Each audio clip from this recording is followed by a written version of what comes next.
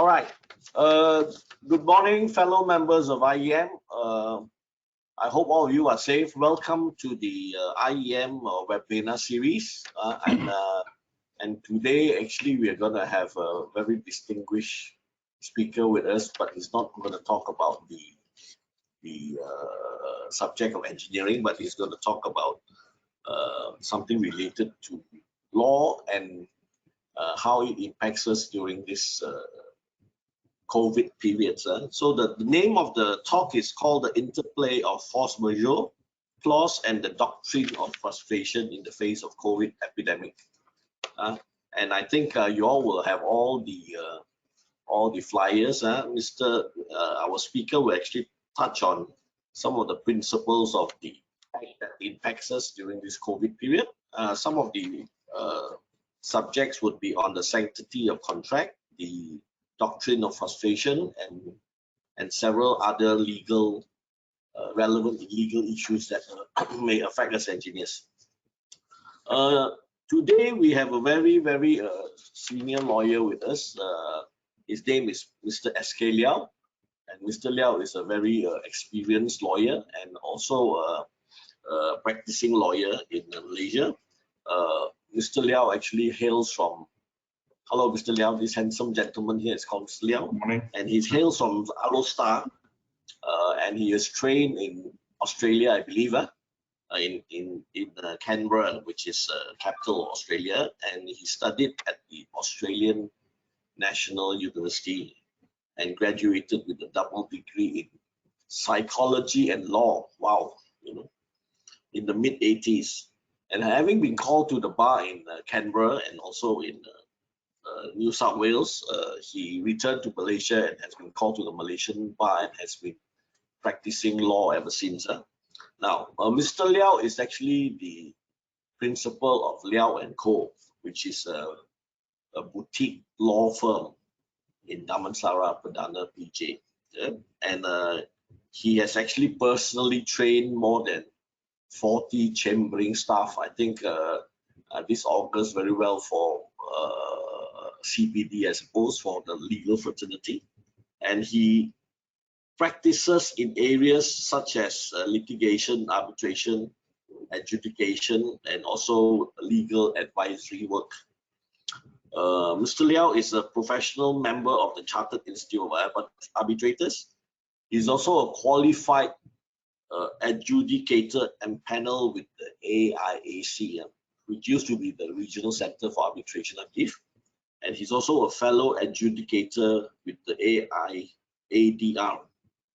He consults as an external consultant with the Medical Device Authority and advises them on legal implementation dynamics. Well, that is a long range of qualifications of Mr. Liao.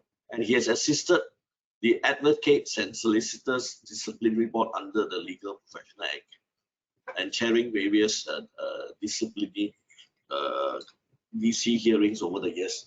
So I think Mr. Liao would have plenty to share with us, engineers. I think many of you will have many burning questions regarding what are the legal problems you all may have during this COVID period. So without further ado, ladies and gentlemen, may I present to you Mr. S.K. Liao. Mr. Liao, the floor is yours. Thank you. Mr. Liao, the floor is yours. Appreciate the introduction. Wait, let me unmute. Can you all hear me? Show my screen. Do I need to unmute? How do I unmute? Can you all hear me? Audience, audio. Can you all hear me now? Can you hear me, Mr. Yang? Yes, I can hear you. Can you hear me? Okay. Thank you for the wonderful introduction, Yang, and thank you, Mr. Lu, for coordinating this webinar. So first and foremost, thank you, Mr. Ong, on behalf of IEM for inviting me for this webinar. Salam sejahtera, namaste, ta chia hao, and for those of you who are Malay delegates, Selamat Hari Raya. Thank you for attending this webinar. I have been reliably informed by Mr. Lu that since the MCO, for those of you who are not familiar, is the Movement Control Order, IEM has actually initiated webinars to replace the live audience, and you all have actually had about 24 webinars under IEM umbrella and 36 more to go. So we are looking at information overload for those of you who have been attending webinars. I intend not to do that. I don't intend to do an information overload on this Friday morning. So first of all, I want you all to grab your coffee or teh tarik or green tea or your Corona beer, whichever that you have, on this Friday morning. We're going to have a conversation. Now, the problem with webinars is that it's a one-way traffic. You know, you sit there in your lovely house or, you know, in your nice office, and you get to listen at your own leisure, instead of a live audience where I can, you know, point to certain audience and what do you think, you know, what do you think, AIAC?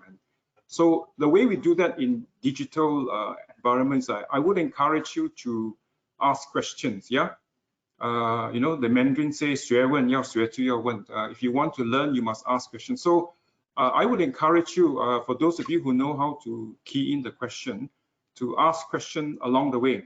Mr. Yam will moderate for me. If yes, the questions are relevant to what I'm sharing with you on this pertinent topic, I will then pick it up and discuss with you on the spot during the presentation. If the question is only to be discussed at the end of the Q&A session, I will then move it to the end. But feel free to chit-chat, to ask questions, to raise your hand, yeah?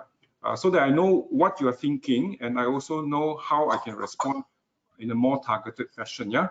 So take it as a sense of participation. So from now onwards, I will call you, instead of delegates and attendees, I will call you participants, okay? So where is the question panel, Mr. Lu? Can I see them? If actually along the way, if you have questions, feel free to ask on this very urgent topic that we're dealing with. Okay, so on that note, I will start now with my slide.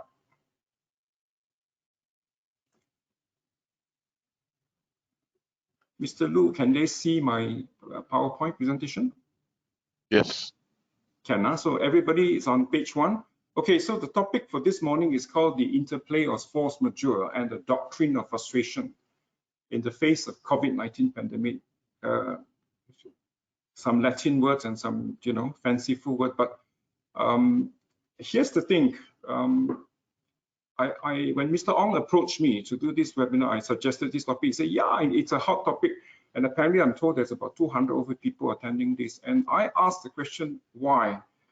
You know, why are we so interested in this topic? And it has to do with the way we are going through this pandemic now. But before I get on to it, let me just clear the disclaimer. So for those of you who can read fast, there it is. For those of you who can't, let me paraphrase. This is purely a discussional webinar. So if you need to, please seek separate independent advice. Huh? Okay, so on that note, I move. So this is where we are now. What happened in the last 3 months? I just need to get some context here. Now, you know what is the new normal? The new normal is this, okay? This is the new normal, you know? We all get to do this. 2 days ago, I was in Hong Leong Bank. I had to wear this, you know?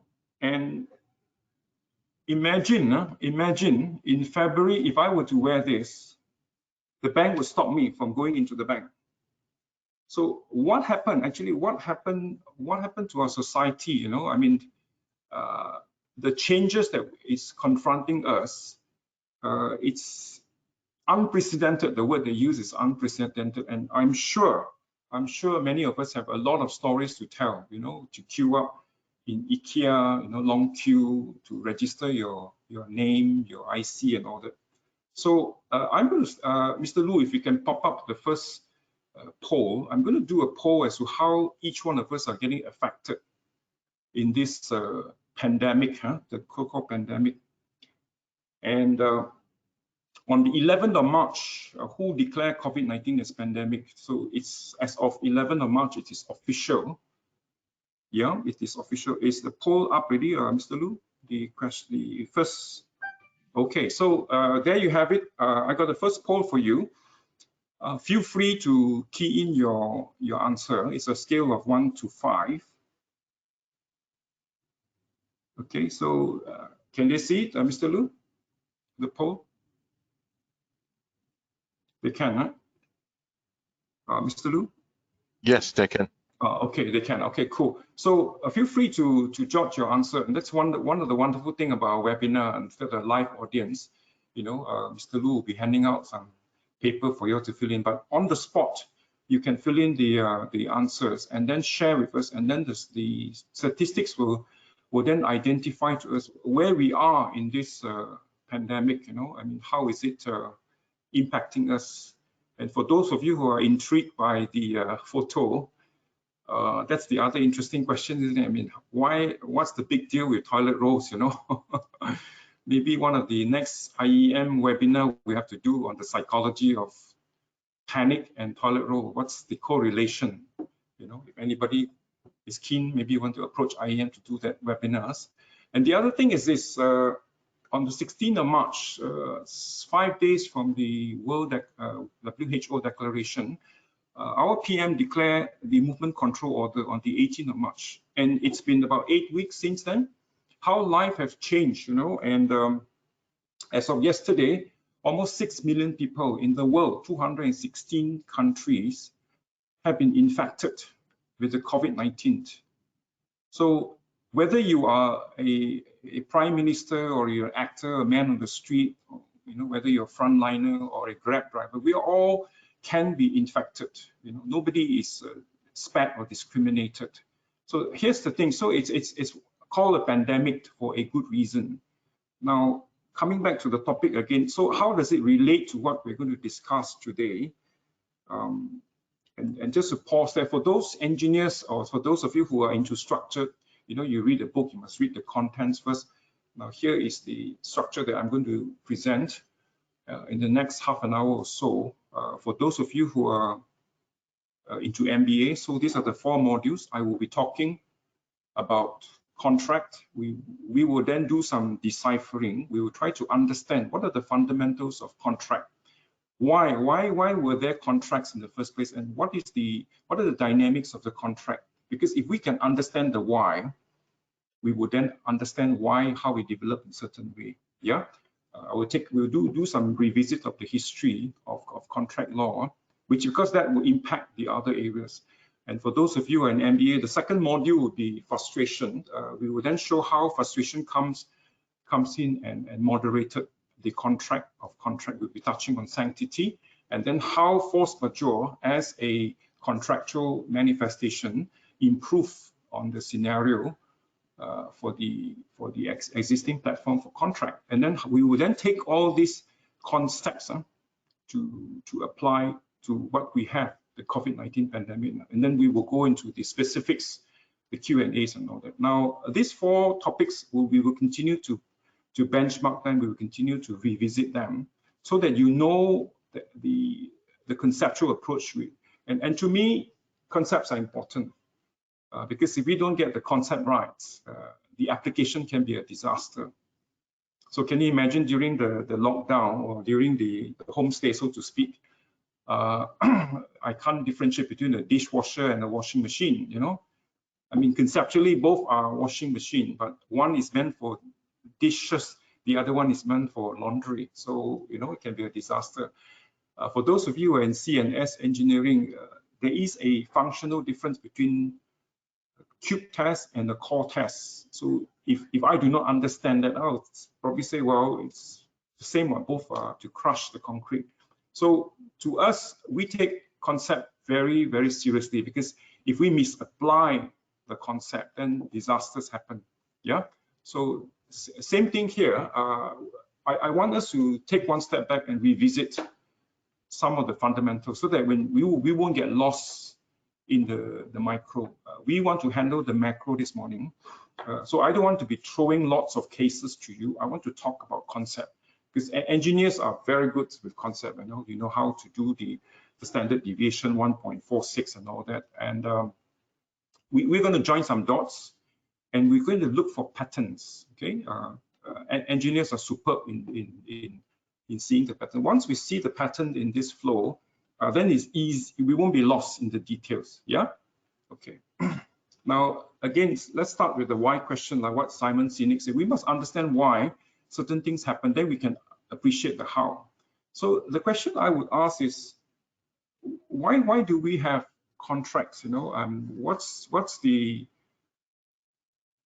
What's the relevance of contracts in life? And we take it for granted. I mean, if you buy 2 toilet rolls and they prohibit you, okay, you can only buy 2, limited to 2 per customer. When does the contract conclude? When you put the toilet roll at the cashier in the Jaya Grocer. If you were to buy what you call a car, at what point the car becomes yours? And then if you were to sign a bank loan, there would be contracts. So we are surrounded by contracts everywhere. But here's the thing, there's so many types of contract. There is the formal contract, there's the informal contract, there is social contract. I mean, even in marriage, you have the prenuptial contract. So we are bombarded with contracts every day. You enter into a website, they ask you to agree, read the terms and conditions. So every day we deal with contracts. But contract to me is a manifestation of society's collaboration. Okay, so when we collaborate, we sign contracts, we enter into a contract. Then you have like the oral contract. So for example, if I invite AIAC for, say, going for lunch, can I invite you for lunch? And AIAC say yes. Is that a contract? Or is that just a invitation for lunch? At what point do we formalize a contract? And do we have this thing called the oral contract? Okay, so if I agree to sell AIAC, say a car, and Yam says, sure, sell me a car, and I deliver a Camry to him, and he said, no, that's not what I want. What I want is actually a Mercedes, but you gave me a Camry. So we got into this argument as to what, but you say you wanted a car. Now, over time, then we start to develop, we need to have certain ingredients for a good contract. So unlikely for an oral contract to go to court. Why? Because there'll be a lot of debates as to what you meant. So we tend to have a written contract, okay? Because the written contract will give certainty. Yeah, it will give certainty.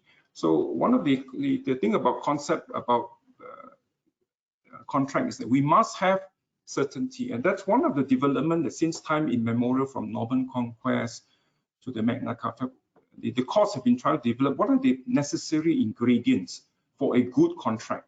So like a minor cannot enter into a contract, like if you have contract, you must have consideration, So when we enter into the contract dynamics, we look at the nature of the contract. Do you have intention to create legal relation?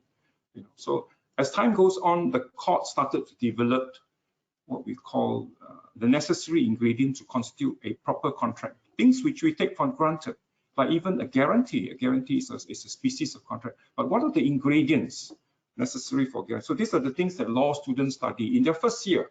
We study about capacity to enter into a contract and all that. Now, one of the things I want to highlight for the purpose of this morning discussion is what we call the certainty issue. See, as the courts developed the essential ingredients for the contract, one of the most important things that they have developed is what we call the sanctity of contract, the absolute contract rule. Now, what does that mean? It means that if you bargain for it, you must comply with it. It's a very fundamental concept which most of us understand. If you sign for a contract, if you breach, you must pay compensation. And that's what we call sanctity of contract. So that was evolved and developed over time for many, many years, okay? And it's one of the pillars of the success of a contract. You don't walk away from a bargain, because if you do, you can be hauled up in court, So the problem comes, and here's the good news. In the entire webinar, I'm going to show you 2 landmark cases. One of them is Paradine and Jane. The other one is Taylor and Caldwell. We just have to remember these two cases for the purpose of this webinar. The rest, I'm not going to ask you to remember, okay? So I know that many of you have not traveled in the last 8 weeks or so because of the travel restriction. But assuming that we have this teleportation, what you call device, we will take not Air Asia, Air Virtual. We will travel to London, to England. We will travel back in time, not 19th century, not 18th century, but 17th century. Okay, you put on your VR and whatever, you put on the VR, you visualize, imagine we are traveling back in time, not to 19th to 18th, but to 17th century, to this place called England. They're all using horses and carriage, no cars, and they're already talking about contract. Okay, now here you have Paradine and Jane, 17th century, medieval times.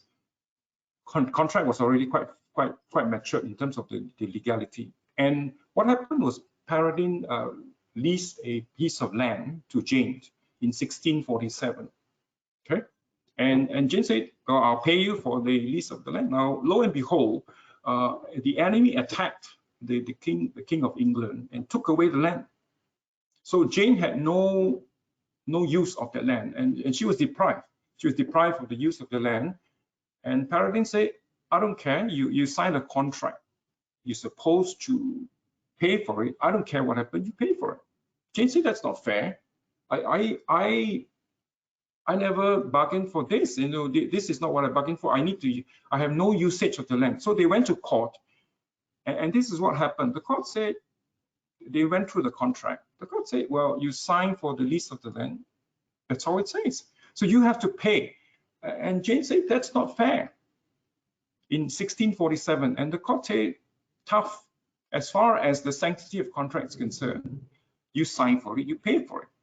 So that story personified the landmark case of what we call the four corners of the contract, whereby whatever that you have agreed, whatever that you have signed up for, you are bound by it. Now that was way back in the 17th century, okay? And the courts in England say, whatever you commit, whatever that's in black and white, you're bound by it. So I mean, for some of you, this is quite fundamental, but I need to revisit because it evolves into how the structure of how it is tempered with later on. Okay. Now, for those of you in civil and structural engineering, you will understand what I mean when I say reinforced concrete, about the combination of concrete and reinforced steel. Concrete is very stiff and very, very tough, but it's not malleable. Okay. So for the purpose of analogy, the concrete is the contract. Okay, so the contract by 1647, by this landmark case, the court said, that's it. The contract is rigid. If you sign for it, whatever happens, we don't care. So long as the contract allows for it, you pay. So that was the problem. And if I may use the analogy of the boxing ring, for those of us who are familiar with Muhammad Ali, if you can imagine Muhammad Ali beating up his opponent outside the ring, he will be disqualified, right? So the rules of engagement for a boxing match is that you must fight your opponent within the four corners of the boxing ring, okay? Which is this one, okay? If you fight your opponent, I mean, imagine Mike Tyson bash up his opponent outside the ring, the referee say it's not counted. Or for those who are maybe younger and keeping in touch with boxing, maybe you can think of Ryan Garcia, you know? Whatever boxing match has to happen within the four corners of the ring. And many times we use the illustration to explain to clients and to court that the obligations lies within the four corners of the contract. And if you can remember, for those of you who watched the live telecast of the Court of Appeal recently, where Justice Lee Swee Seng said, did you bargain out of the contract? So we're talking about bargaining in and bargaining out, okay? Now, what about the analogy of the construction site? For those of us who are familiar with construction dynamics, and here's another analogy. When an accident happened within the construction site, say two workers fell down from the scaffolding, you know, all contractor risk compensation will come in, and you deal with it. Now, assuming that the two contractors on the way home met with an accident, you're not covered because it's outside the construction site. right? So just by way of analogy, anything that happens within the contract, you are obligated. It's a non-negotiable environment, the rigidity of the contract. So that's 1647. Okay. Now think of all the horses, the carriage, Sherlock Holmes, and dirt and road. There's no cars. Okay, no cars yet. So now, do you reckon that the court said no? I think that's not right. That's oppressive. We need to change the law. You think that maybe they woke up next day and say, I don't think it's fair to Jane, right? For Paradine to claim the amount when Jane didn't get to enjoy the land. Well, apparently it continued to what you call to be the state of law, what we call the sanctity of contract, from 1647 to 1863. For the next 200 years, the prevailing view, the prevailing view was within the four corners of the contract, we will deal with it. Anything outside, we're not interested.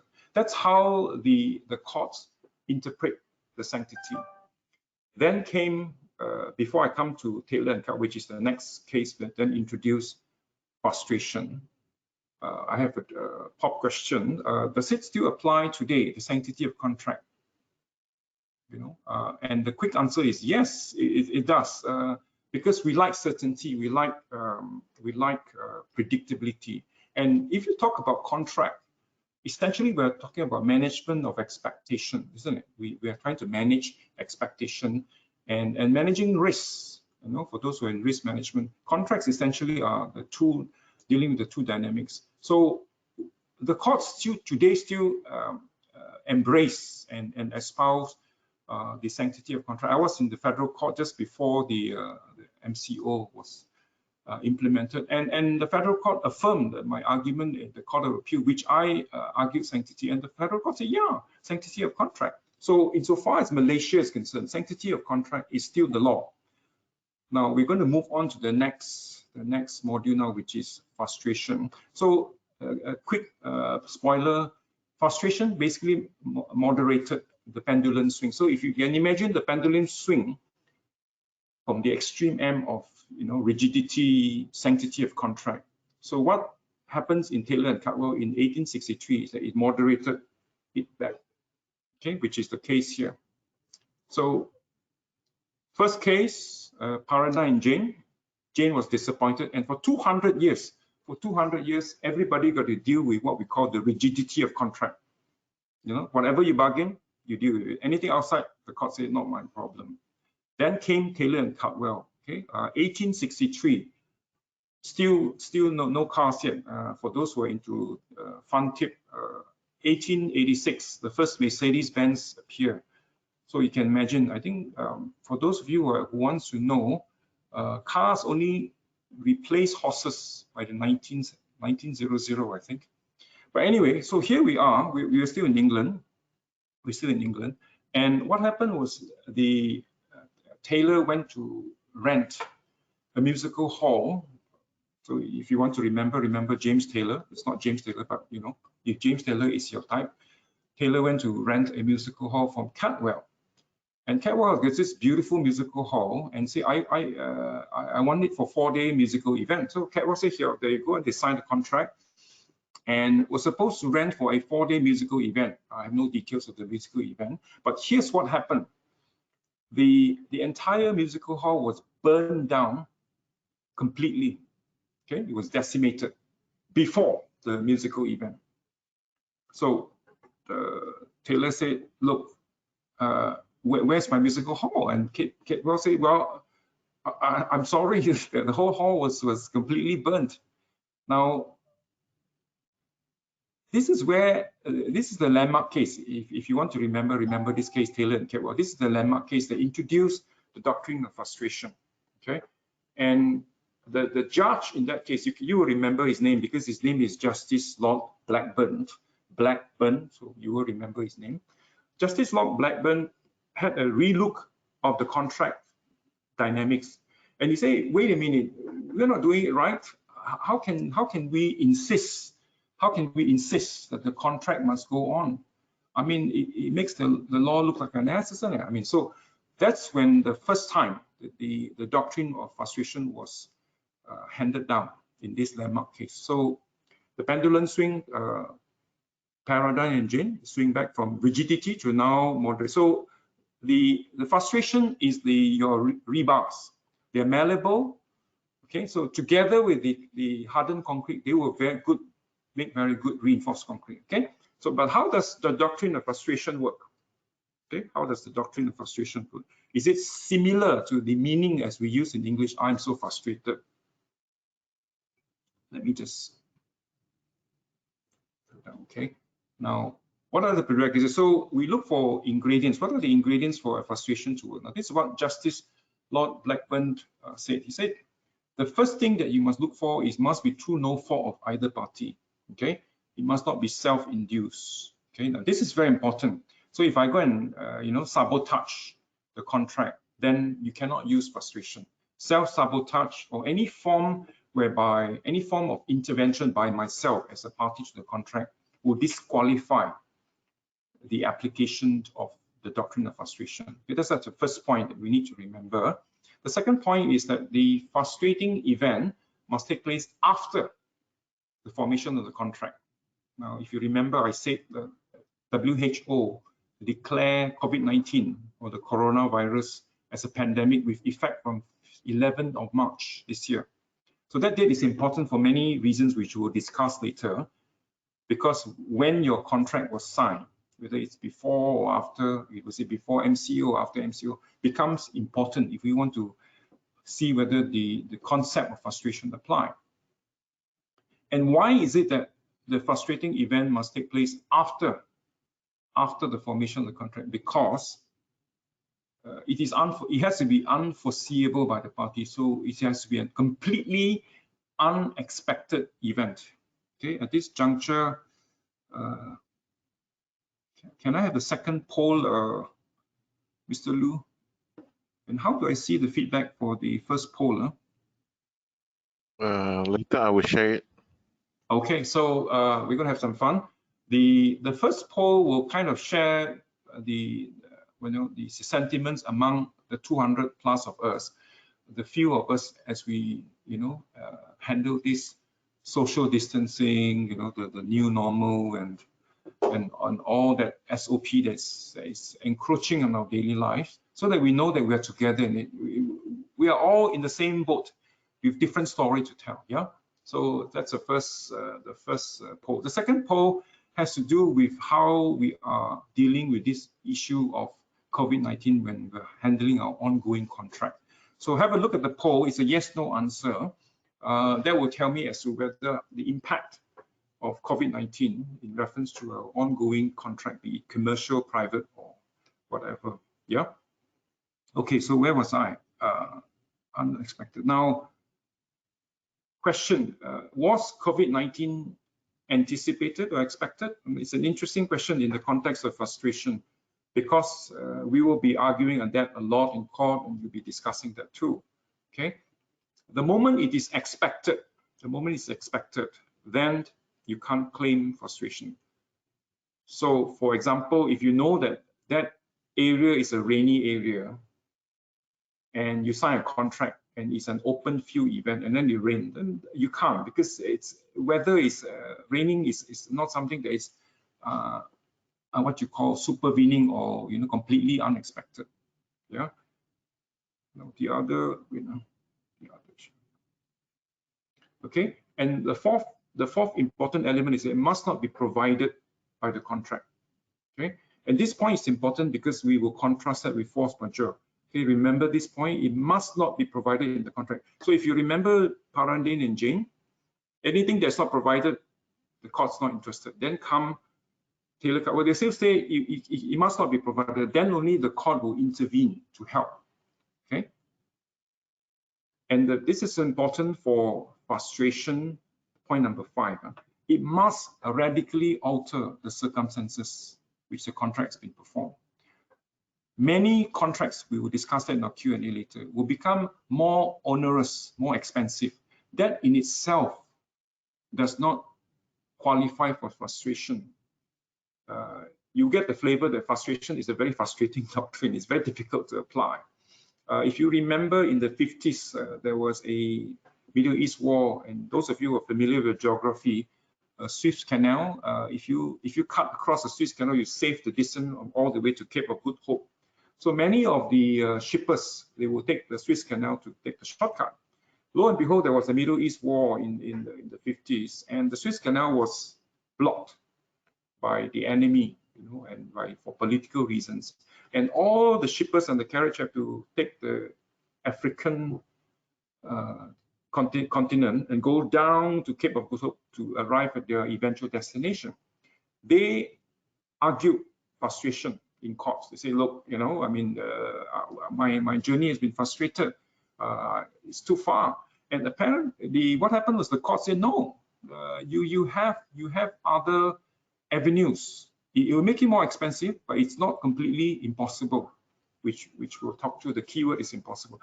Now, for those of you who are familiar, there's a Singapore case, Alliance and SATO, where, in Singapore, they don't have much sand. So they import sand from Indonesia. And I think SATO was supplying ready-mix concrete, I think. And what happened? There was a sand bank banned by Indonesia, so they couldn't get sand. And SATO said, I want to plead frustration. Apparently, you can get alternative sand. So because of that, in Alliance and SATO, the court said, no frustration, because you can get it, but more expensive.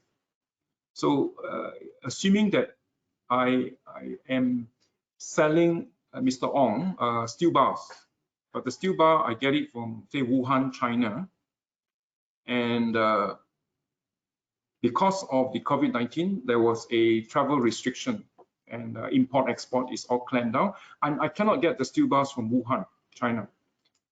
Okay, but I can get alternative source from Vietnam, but more expensive. Okay, can I claim frustration? No. According to the court, say, so long as you can get it, it's not an issue. You cannot claim frustration.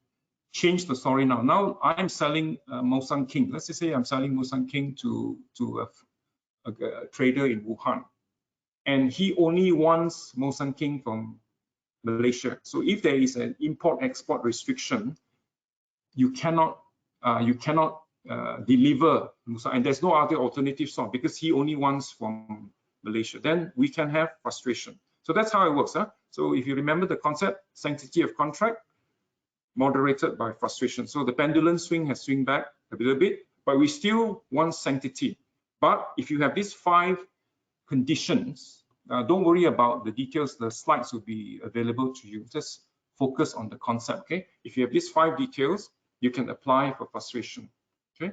Now, how do we bring all that? Now we're back to Malaysia. We come back through the air virtual. We're all back to Malaysia. How do we apply all this to Malaysia? In Malaysia, all the recent cases on doctrine of frustration apply the 5 concepts. Okay. And in fact, they have codified it in section 57(2)(3) of the Contracts Act, as well as the Civil Law Act. In UK, they have the Frustrated Contracts Act. Singapore also have it, but in Malaysia, we have codified it through these various sections in Contracts Act and the Civil Law Act. And just want to give the heads up here that eventually it's found that as a doctrinal remedy, there are a lot of limitations because the courts do not want to dismantle the sanctity of contract. The courts say, look, we like certainty, we like predictability. I mean, just like engineers, you also want, so that's why you embrace the British standards, we have the Malaysian standards. We like to know where we are going, and contracts provides that. So at the top of the priority, the court say, look, sanctity of contract can only be moderated in some exceptional circumstances. So when the doctrine of frustration came in, they were very cautious as to how they applied it.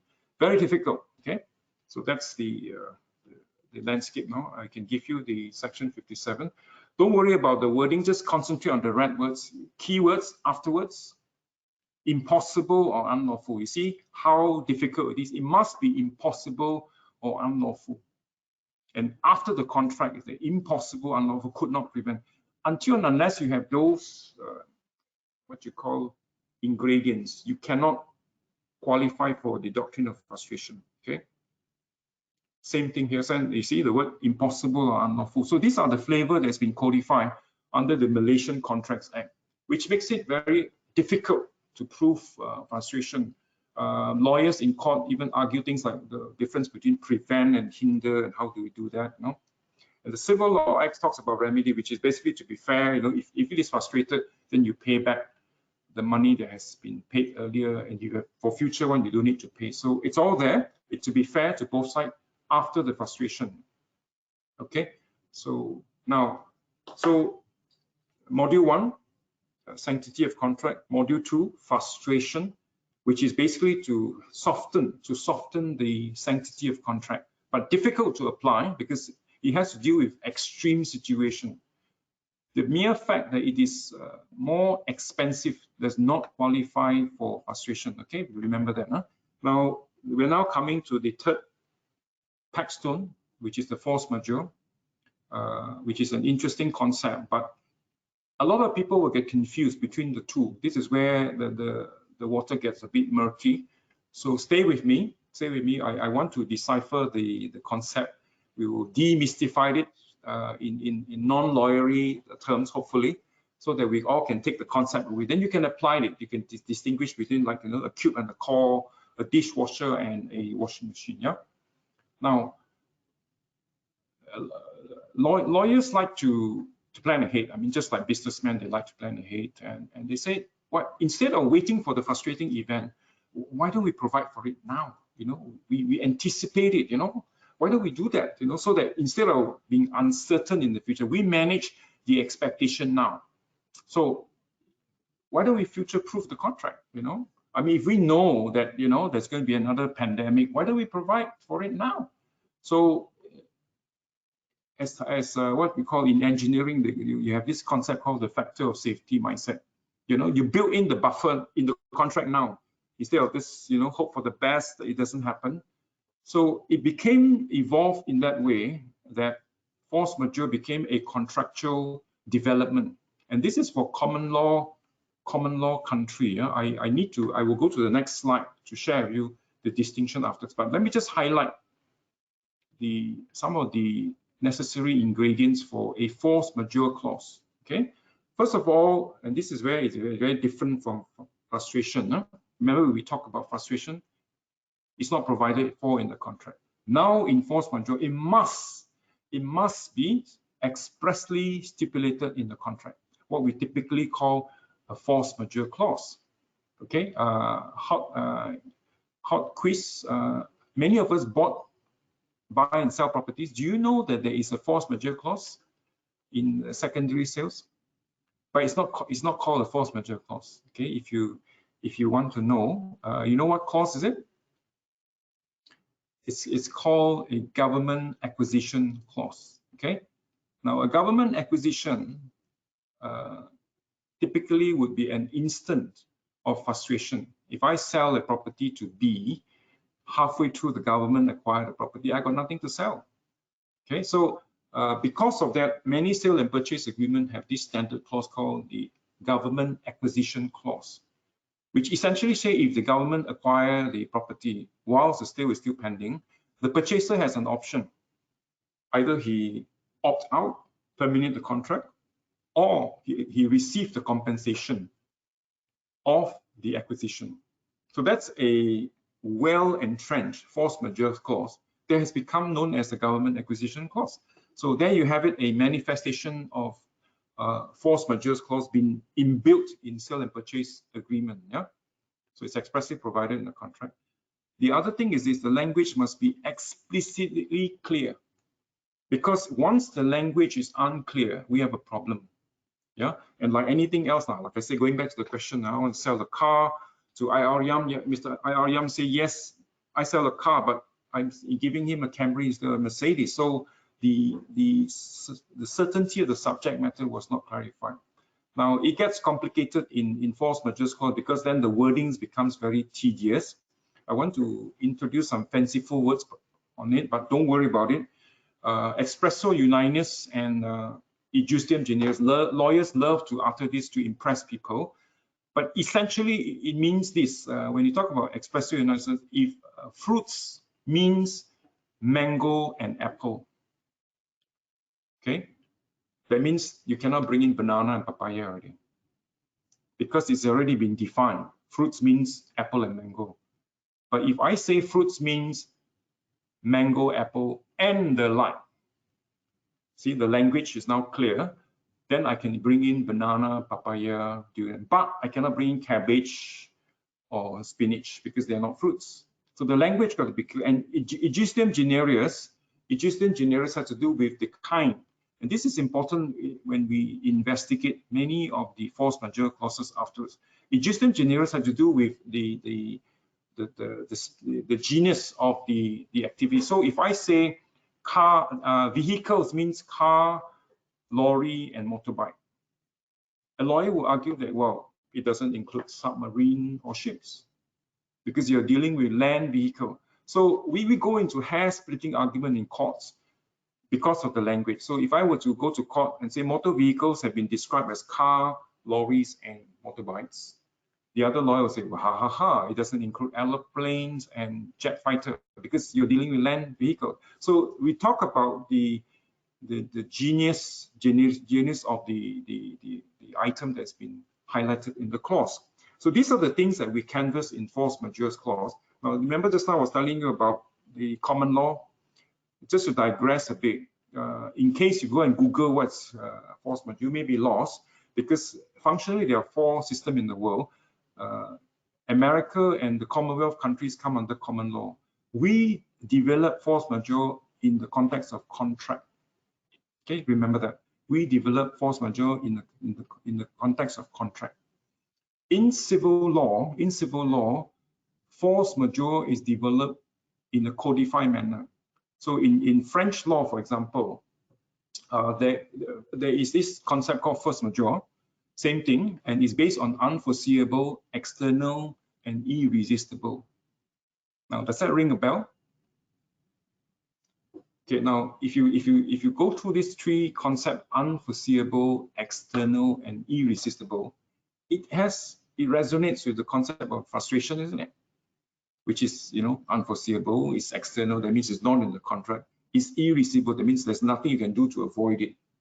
So in French civil law, for example, they develop into a code to say that if you have these 3 elements, you can invoke force majeure, which is essentially frustration, hence the confusion. Okay, so if you Google and try to do some self-study, you may be confused. And so for the benefit of those who want to investigate more, that you got to be careful that there's some landmines here. You got to be careful. So for our purpose, Commonwealth law, common law, it's a creature of contract. Okay, just focus on contract. Yeah. Okay. Now that we have touched on the sanctity of contract, which is Paradine Jane, inflexibility, rigidity, then we moderated it to frustration, which is basically say, look, there are times when the court needs to intervene and say, look, justice has to come in. It is beyond the control of the parties. It is not provided in the contract. It is unexpected and it radically changed. For example, like remember the Musang King? There's no way I can send over. It's frustrated. So if Mr. I.R. Ong provides, say, facility management for an indoor stadium, and the government took the indoor stadium for purpose of a emergency hospital because of the COVID-19. So then you can claim that there's no way I can maintain the facilities, and that becomes an instance of frustration. Okay, so on this page on your screen now, you see a comparison between the apple and orange. Now, again, you will get this slide. Don't worry about it. You take some time to digest it. But suffice it to highlight that there are distinct conceptual difference between the 2. How you apply them makes a world of difference. So number 1, when there is a force majeure clause, frustration no longer comes in. Okay, that's the first thing you need to remember. Number 2, in contrast, when there is no force majeure clause, frustration can be considered. Okay, so that's the first distinction. The second distinction is that when you apply the force majeure, a lot of time the way the words are articulated in the force majeure clause is merely suspends the obligation, a term which will become very relevant as we talk about COVID-19. is suspended. We need to say for that period in which there was a frustration event, the obligations of the parties are suspended. Okay, it's unique to force majeure. Of course, if the force majeure clause allows for termination, then you can invoke that option too. You contrast that with frustration. Once it applies, it terminates the contract for all future obligation. Okay, it terminates the contract for all future obligation. For the previous one, is still intact. Okay, so these are conceptually very different approach. You got to switch mindset between orange and apple. And then number 3, it is subject to what is expressly provided for in the clause. So if the clause say allows for termination, you can't go for suspension. If the clause allows for suspension and termination, you can do for both. In contrast, for frustration, you must emphasize the fact that the party did not contemplate. The moment it is an anticipated event, frustration will not apply. Okay, and finally, once it's applicable, the remedy applies for force majeure. Now, in contrast, even if you can comply with 1, 2, 3 of frustration, number 4 says you must still show that it radically changed the character of the contract. Now, that's the part whereby lawyers have fun, because it's so difficult to prove. It's very fact sensitive. It's not binary yes or no. It's very gradual. The degree is very fact sensitive. So as I explained just now about the Swiss Canal and the African case, does it radically change the character? Well, apparently the courts in those days say no. You know, and in Alliance and Sato, they say no. You can get sand elsewhere, although more expensive. That's not frustration. Okay, so this comparative chart is important. No extra CPD point for this, but it's important for you to appreciate the distinguishing feature. If you understand the concept, you won't be lost in the woods later on. Okay. Now we will go through some of the standard templates. As you know, we like to future-proof the contract. We like to anticipate the future. And force majeure in common law has developed in contract, so it's quite matured now. So IEM, PAM, JKR, AIAC, and FIDIC, and even UniDroit has come up with various forms of template contract. I will not get you to go into the details of the various clauses. Suffice to show you and highlight the common denominators. Okay, so if you take IEM, for example, you see the word could not have reasonably foreseen. Yeah, so again, the flavor is there. Now, again, don't worry about the details. You can get it all in slides later on from Mr. Lu. He will upload it. But look at the highlight portion. See where the flavor comes in on Paradine and Jane, Taylor and Caldwell, the frustration principle, and then the force majeure. Okay, this is PAM. PAM is interesting because it talks about epidemics. Okay, first of all, you have the beyond the control. Beyond the control, that would bring in the flavor of the frustration. Article 7, force majeure means any circumstances beyond the control. So there you have it. But what I would like to highlight is the word epidemics. You know, anybody knows the meaning of the word epidemics? How is that different from pandemic? Again, a lawyer is going to have a few days in court, because some would say epidemic is different from pandemic. Some would say that because if it's an epidemic, it's an extension of a pandemic. So, you know, there will be lots of argument on that. So words are important. Words are important because remember we're talking about the Aegisthus Generis, the Expressio Unionius. So terrorist act is not pandemic, but some say, you know, according to our PM, is a musuh senyap. We have been attacked. You know, society has been attacked. So is this a terrorist? Well, not in the classic sense of the word, but society as a whole has been attacked. You know, and consequently, contracts has also been affected. That's why we're all talking about frustration and force majeure. Okay, now that's the JKR form. Again, you see the phrase, an event beyond the control of a party. You have the war, insurrection. So when you start to look at all this rebellion, you look for words which does it resonate with COVID-19? Where is the COVID-19? If you don't see it, we're going to have a problem. If you don't, then you look for the generics, maybe some disease somewhere. You know? So PAM PAM's epidemic is the closest that we've got so far, but in PWD we don't have. Could it be that because the last pandemic was the Spanish flu, 1918, that we've somehow forgotten about it as we improve on the force majeure templates? Maybe lawyers say, well, it's the last one, Spanish flu was so long, so no need to provide for it. It seems that nowadays, even for Malaysia, for those of you in Malaysia, haze is a factor in. So if you have, so this is PAM and PWD. So if you have, for example, diseases in the face, in the Force Majeure Clause, diseases like SARS, H1N1, Ebola, and the like, then it is arguable that COVID-19 would be included. But if you have phrases like diseases shall mean COVID-16, COVID-17, and COVID-18, that's it. COVID-19 is not included. So the language has to be very clear. So as we go through some of these languages, we look for permissible words. You know, lawyers argue about the difference between prevent and hindered and all that. So again, look at the red highlights in JKR form, effectively frustrate and all that. That's an interesting point about Article 57.7. For the avoidance of doubt, the party shall continue to perform those parts of obligation that are not affected by force majeure. So you can provide for it too. Yeah. AIAC last year has also come up with their own template form. Again, the same flavor are all there, the common ingredients beyond the party's control, could not reasonably have provided, may include, but now see this phrase, may include, but it's not limited. These are what we call open-ended phrases that are very good if you want to argue inclusiveness, okay? But if you say shall mean, then we're in problem, okay? Then you've got the FIDIC template, okay? Again, they talk about exceptional, but what is an exceptional event? You know, again, we're not talking about binary yes or no, black or white. It's very granular. Yeah? Include but not limited, the expresso unitas issue, and then FIDIC too. Interestingly, in FIDIC, they talk about obligation to make payment. It is not applicable to force majeure, which is wonderful because you're talking about cash flow in construction. Yeah.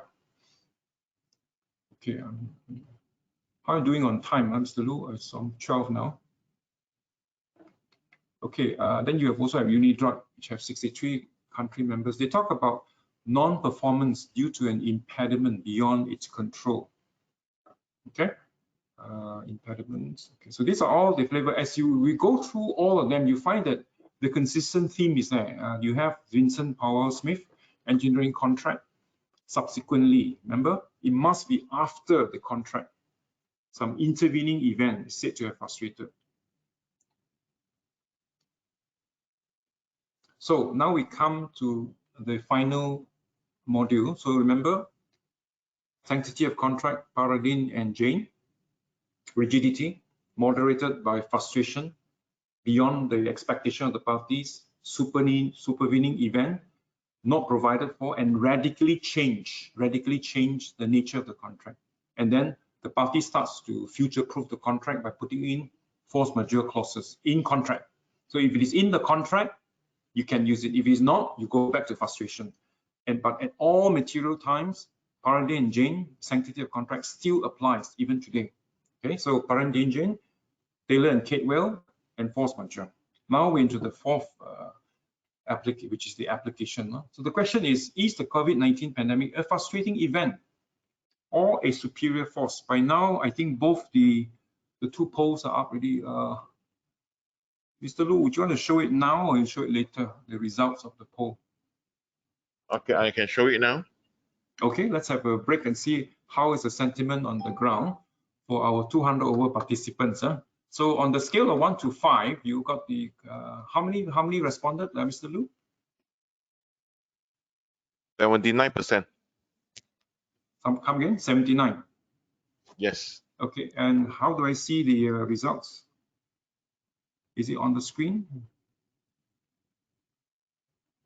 Where's on the screen now? On the screen now, let me see. Where is it now? I can't see it on my screen. Oh, okay. Okay, so okay, that's very good. Okay, nobody put 5, so well done. I mean 1%, 1% put 5. Well done. I think we are managing okay. We're managing okay. I'm glad to see this. I'm glad to see this. This also gives us a sense of the togetherness. Although we are separate apart, we can still come together and interact and collaborate, which is what we're doing now. Huh? What about the second poll, Mr. Lu? Coming.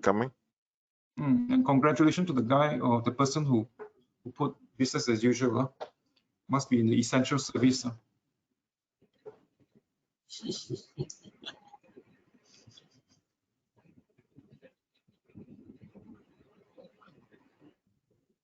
Okay, so there you have it. The reason you got such a high turnout for this event was because of the 96%.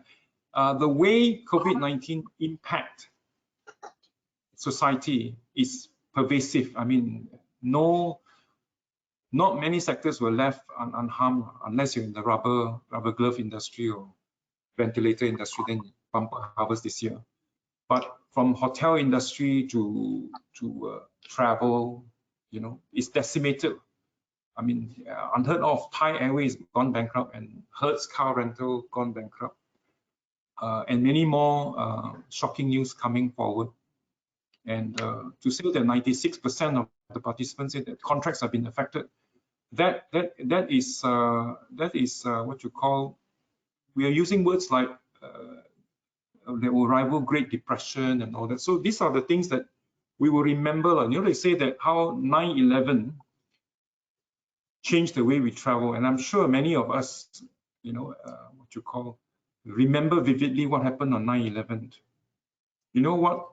COVID-19 will change the way we live and interact with each other, and I'm sure we will tell our grandchildren one day, you know, during the days when COVID-19 took place, this is what happened, this is what I did. I queue up in IKEA and I got to take temperature, and I couldn't hug my mom and all that. So this is what's happening.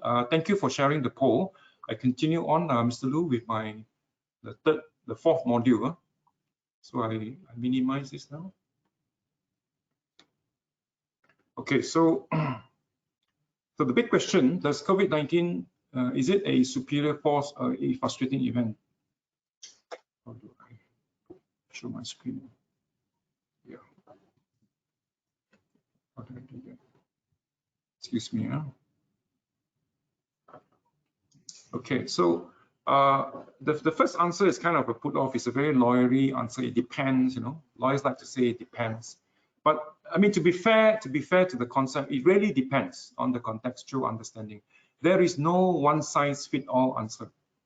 That's why I don't bother with giving you a lot of cases, because every case will very much be unique to its own facts, to its own sensitive contract, and the way it is drafted, the way it is, the context in which the case. So a guy who say that he's not expecting war in Syria, that can't be right, because Syria war happens every day, you know, or a flood-prone location.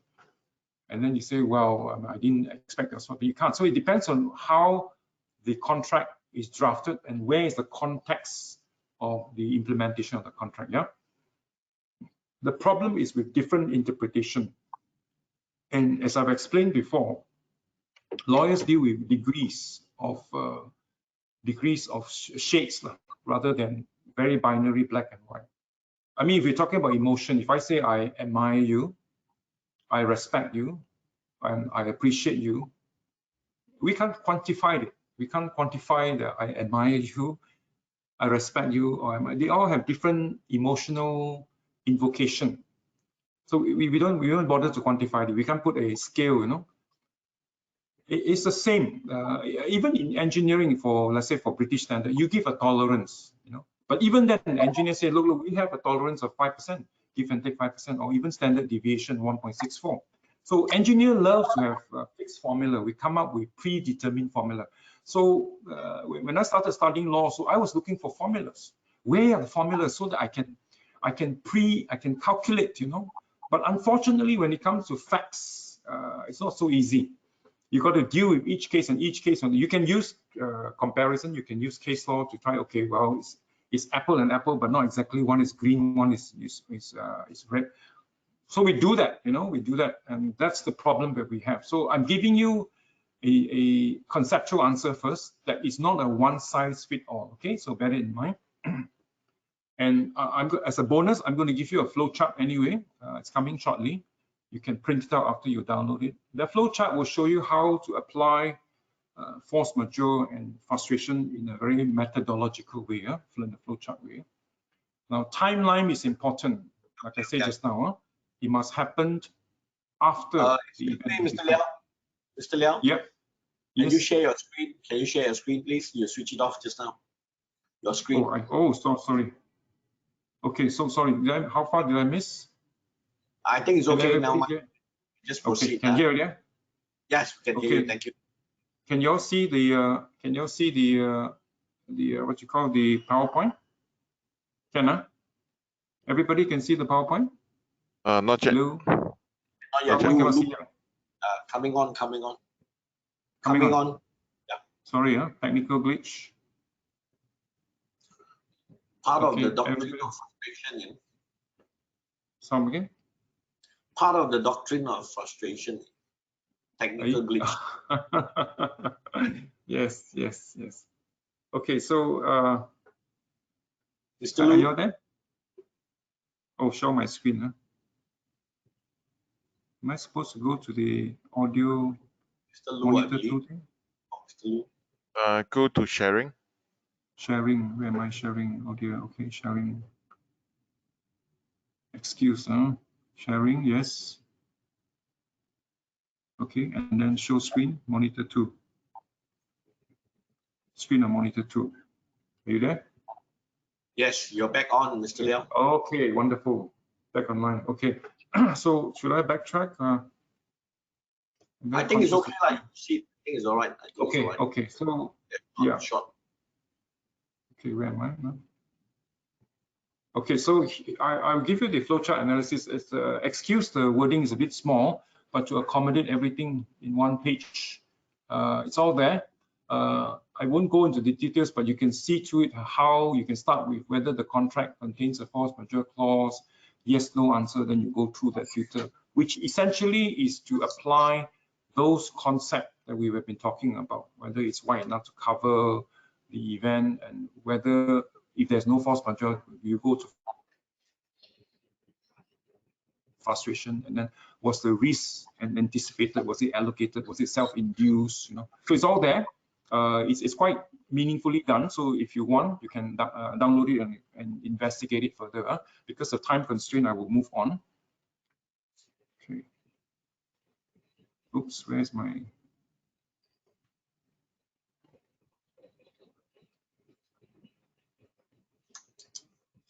Okay, so now I want to bring us to the what we call the government response now. Can everybody see the screen? Everybody can see the screen, huh? Yeah, okay. So before I get to the various government response, you see, remember going back to the basic again, sanctity of contract, frustration being a very difficult doctrine to apply. You can, but it's very difficult. It's only an exception rather than the rule. It doesn't displace the sanctity of contract, it moderated it. Then you have the force majeure clause, which parties then future-proof the contract. But then the wordings, if it's not clear, you're gonna have a problem. Now, when COVID-19 came, when COVID-19 pandemic hit Malaysia, or in fact hit the whole world, 216 countries, many governments decided to be proactive. Say, look, if we want to wait for all this to fan out, the show is over. So they intervene in the context of what we call crisis management of a pandemic proportion. Okay, so that's what government do. And in Singapore, they came out with the Temporary Measures Act. I'll talk to in more details shortly. Then you have the China position, the Indian position, and Malaysian position. The 4 Commonwealth, will not accept China. On some of the things that they do in response to the COVID-19 pandemic. In Singapore, what they did was they used the often quoted phrase, they kick the can further down the road for another 6 months. They freeze everything, they come out with a shield that says you cannot enforce on security, you cannot sue, and it basically gives a breathing space, especially for certain targeted industry like tourism and construction. So it gives a breather, because basically it's a lockdown. In Singapore, they call it circuit breaker to ease the economic pain.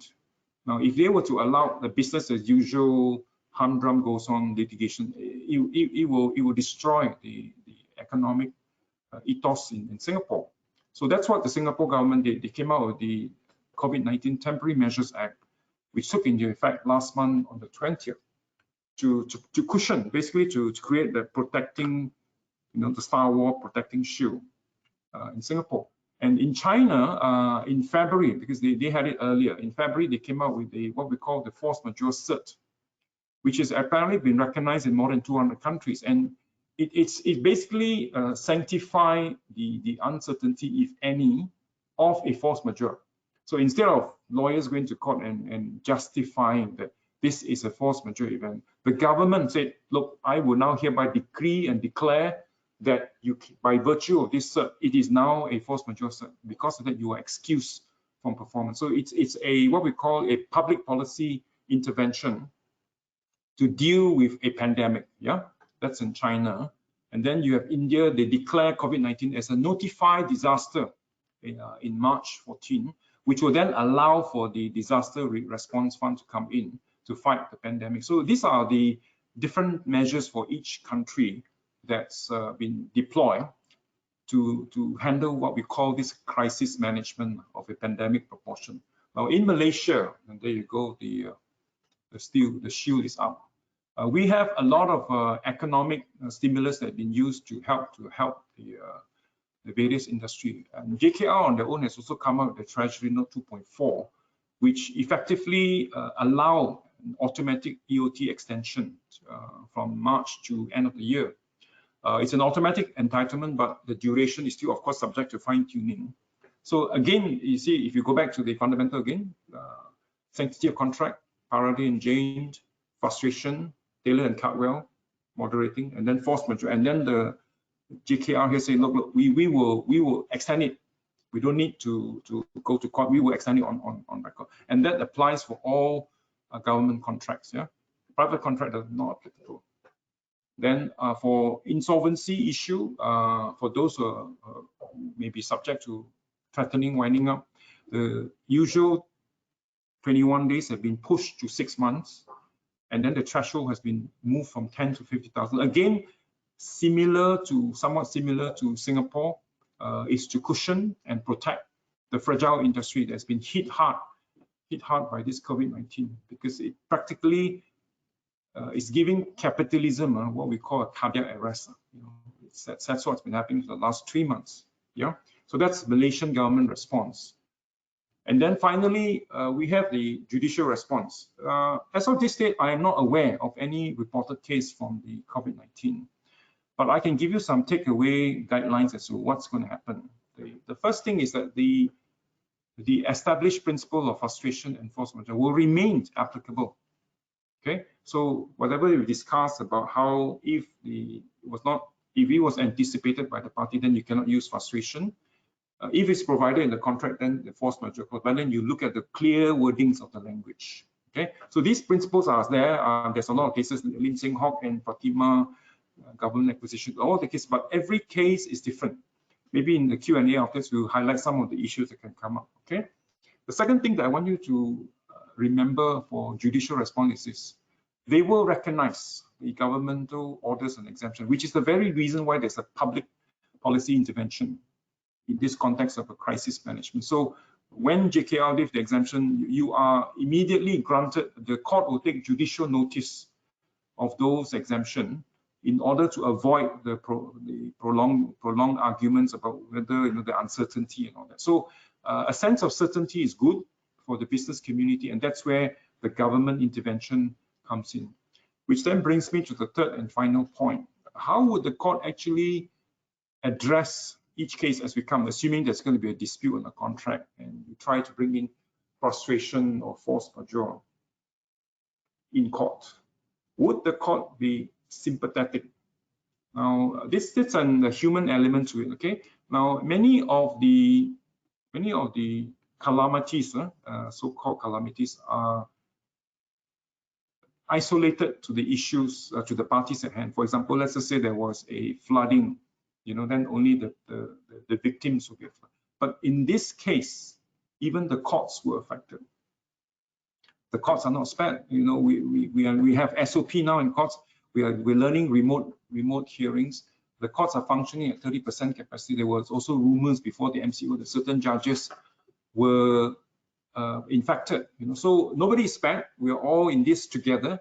So my take is that I think I would venture to say that the court will be inclined to be more sympathetic to arguments of COVID-19 because they are knit together. The judiciary is part and parcel of this.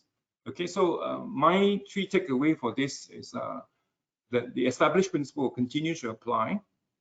They will recognize government principle, and I think more likely they're not being human. They will be sympathetic. At least they will grant you the listening when you say that, look, I was locked down and these are the reasons why. They know what you mean because they were there.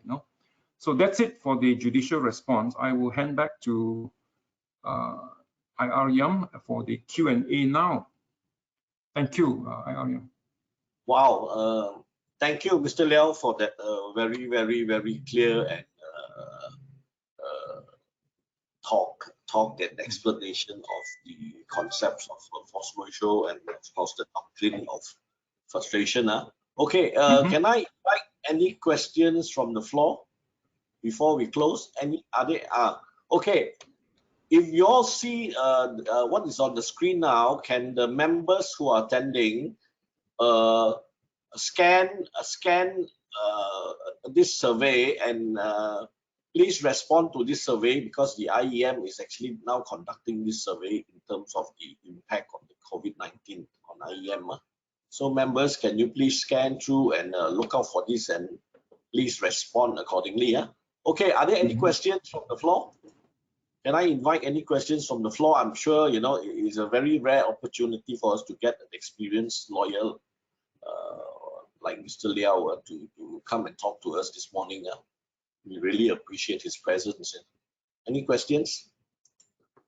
Or are the members too inundated with all the bombastic legal jargons?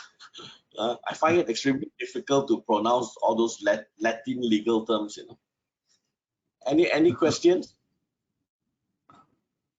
Anyone from the floor? I mean, if there's no question, maybe I can ask a question now with Mr. Liao. Judging from what you have said in regards to the possibility of all the frustration and all the force majeure situations in all segments of the industries, do you see any light at the end of the tunnel for all this? Because it's so impactful. I mean, the COVID-19 is so impactful to all our lives. I hope we do not have to. We can tell the stories to our grandchildren, but I hope that our grandchildren do not have to face another pandemic like this. Perhaps we can ask for your views on what do you think will happen. Okay, that's a very interesting question, IR. Let me just understand the context of the question. When you say when will it come to an end, you're talking about the pandemic coming to an end? Or? I'm talking about the pandemic and also what are the because you see we get to see the light. Yeah, the realistic repercussions. I mean, with this new normal, everybody's talking about it, but how many people are? I feel a lot of people are actually just frustrated with the new normal. I think that somebody said, I'm not sure whether it's CNN, that somebody said that we do not know what we do not know. This COVID. Every day, we are learning from Anthony Fauci, and we all become half-baked epidemiologists. Somebody say hydroxychloroquine is good, and then some president in some free world decided to take it. So we are actually inundated with not just information overload, but there's a term called infodemic. So coming back to your question, I think that the question behind the question is when will COVID-19 end? Because you take the scenario, let's just say that it ends next week. Okay, let's take this first case scenario where by next week, let's say 9th of June, the PM say, okay, the CMCO is over, hunky-dory, we're all back to, hugging each other, have a teh tarik and all that. Scenario one, then essentially you're looking at what we call a 3 months COVID-19. For those contracts that allows for a suspension of 3 months, then it's back to hunky-dory after the 3 months, scenario one. Scenario two, it drags. And according to general consensus, you're looking at 12 to 18 months before we see any viable vaccine.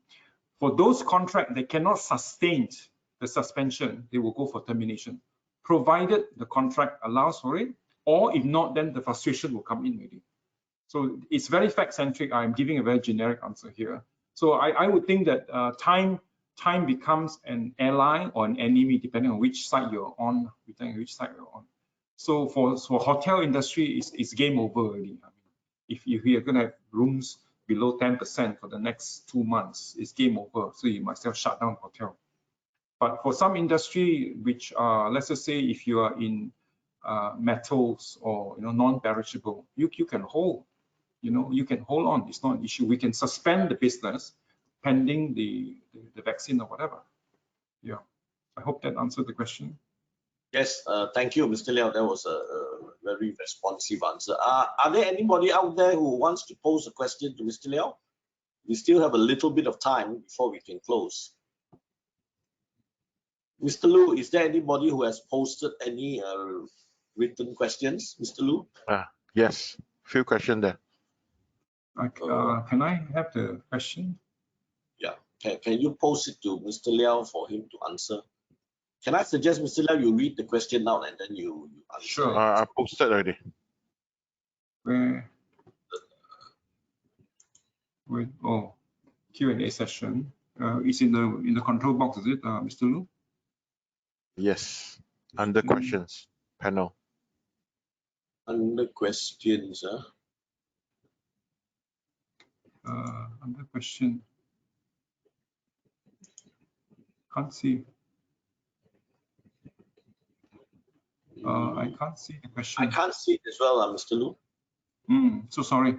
Can you read it out, Mr. Lu? Is it a long question? Who is it from? Yes, very long.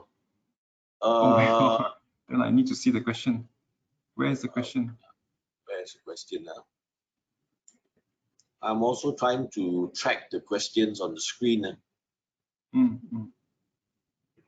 How can you pop up the question?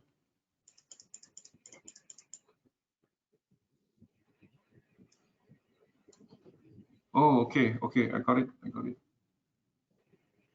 Oops, You got it, Mr. Liao? You've got it? You got it and then disappeared. Okay, sorry, One of this, I'm not a tech guy. Okay, this is by Mr. Leong Ming, IR Leong Min Chow. Okay, there's a lot of questions. I got one from Mr. IR Leong. I signed an S&P house agreement with 3 months for delivery. It's supposed to be end of March 2020, but the CMO was enforced.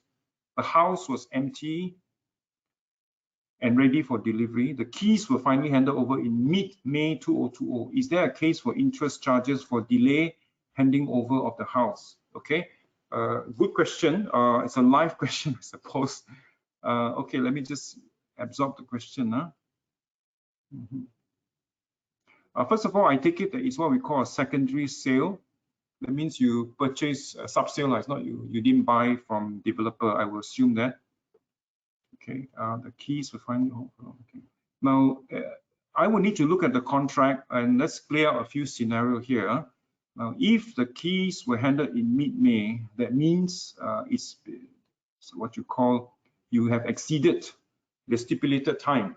Well, if the contract provides for late delivery, then yes, you can charge interest.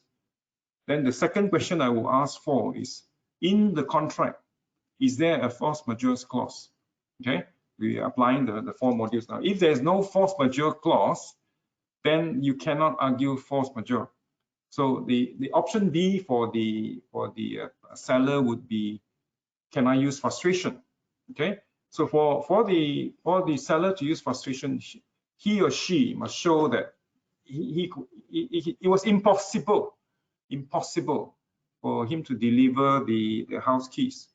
Okay, so if there's an interstate sale, then highly likely, you know, or for example, if the police created a roadblocks, you couldn't come out, then highly likely. So in the case, let's just say if AIAC asked me to transport some goods to Penang, and there was an interstate ban, I can argue frustration. But let's just say if I can deliver it by air, and air is not restricted, then there's no frustration. Although it's more expensive, but I can't plead frustration because air is allowed. You know, so AIAC, I hope that answer your question. The contract would have the answer.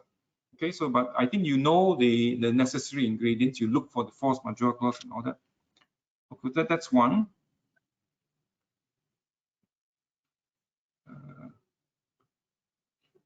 Okay, then we have another. AIAC, maybe we can go on with the next other questions to share with the other members.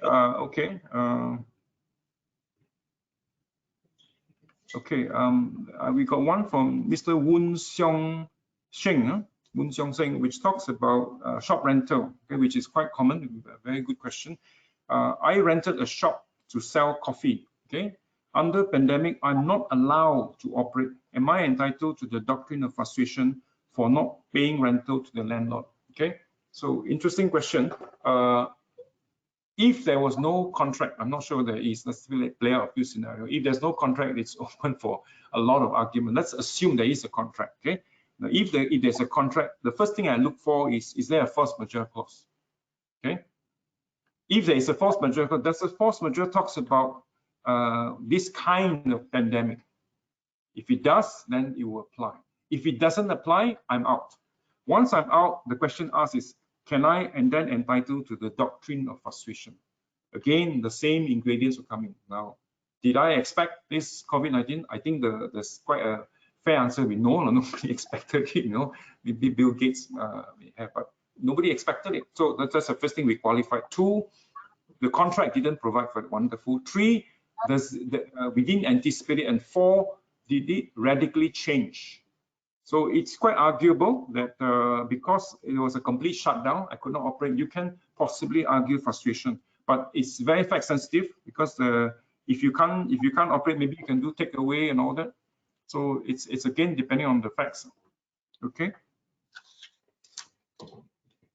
Okay, and then we've got another one. IR Xiong Pik Pak.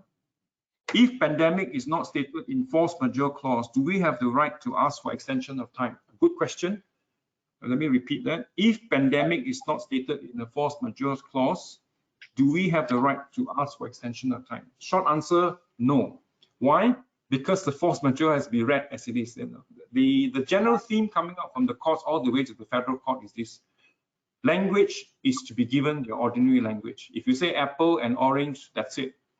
No mangoes and papaya. You cannot say, well, you know, unless it says, it can also include other fruits. So when we go to court, we play around with words, you know, I mean, but the judges are very clear. You don't strain the language, you don't add on to it, you know, and if the word pandemic is absent, if you are a super brilliant lawyer, maybe you can say it's a terrorist act. I'll try to argue that, you know, or some form of calamities. So I think the unfortunate thing was that the last pandemic was the Spanish flu. So many force majeure clause do not, and the PAM contract has the epidemic word in it, interestingly, epidemic. So whether epidemic encompasses or is a subset of pandemic, good question, you know. So I hope that answers your question. I asked Xiong. Let me take another question.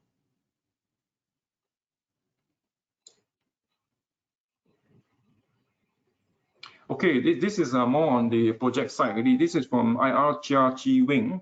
Thank you, Ms. IR Chia. Let me read the question. Additional SOP by government to the contractors like swab tests for foreign workers, cost impact on project cost and schedule. Is this an obligation of the contractors, employer obligation clauses under Occupational Safety and Health Act, or can it be additional scope under Force Majeure Clause under Contracts Act? Two questions in one. So for those of you who are familiar or not familiar with the construction site, with this COVID-19 thing, the government decided to allow for restricted opening, including construction site, certain construction site, but with a very strict SOP, and then there are costs to be incurred. So the question behind the question is the project cost. So who to bear the project cost? The first thing I would look at is the contract, and where the contract talks about this cost, who is to bear. Again, we're back to risk management. So I need to look at the contract, whether it's a PAM contract or JKR or private contract. Where the risk is provided for, it will be allocated in accordance with the contract. The second sub question is can it be an additional scope under Force Majeure Clause? Now, the way to look at it is to understand that a Force Majeure Clause is to be read in the four corners of that clause. So you cannot add on to it if it is not there. So I'm not sure what you mean by an additional scope, but if IRCHA meant, can it be part under the Force Majeure?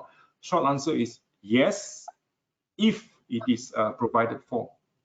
No, if it is silent. Okay.